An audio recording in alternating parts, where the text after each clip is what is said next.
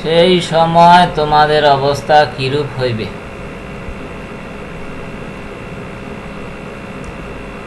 অথবা তিনি বলেন,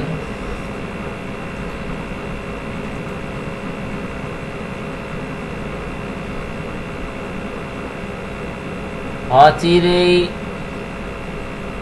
সেই সময় আসিতেছে যখন ভালো লোকদেরকে ছিনাইয়া নেওয়া হইবে, অর্থাৎ তাদের মৃত্যু হইবে, এবং মন্দ লোকেরা জীবিত থাকিবে।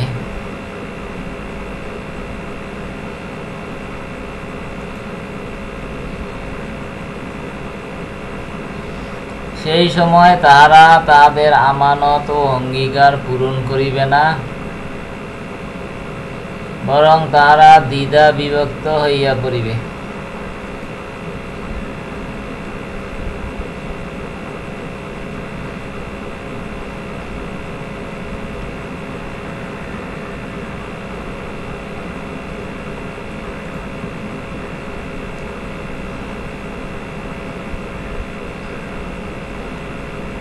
তারপর রাসূল পাক সাল্লাল্লাহু আলাইহি সাল্লাম তাহার দুই হাতের আঙ্গুল একত্র করিবার পর বিচ্ছিন্ন করিয়া দেখান।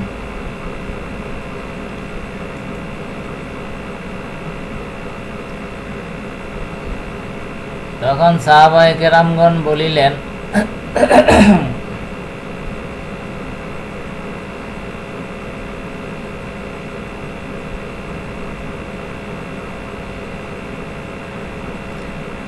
ইয়া রাসূলুল্লাহ সাল্লাল্লাহু আলাইহি ওয়াসাল্লাম,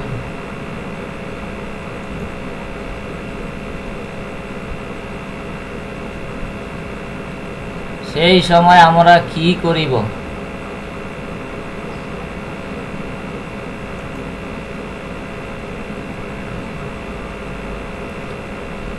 তিনি বলিলেন, তখন তোমরা যাহা ভালো বলিয়া বিবেচনা করিবে তাহা করিবে, এবং যাহা মন্দ মনে করিবে তাহা পরিত্যাগ করিবে।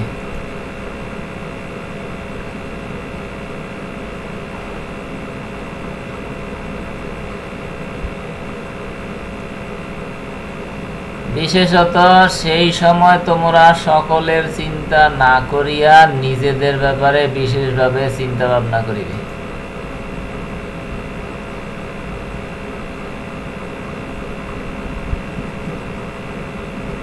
আল হাদিস আবু দাউদ শরীফ, হাদিস নাম্বার 4293।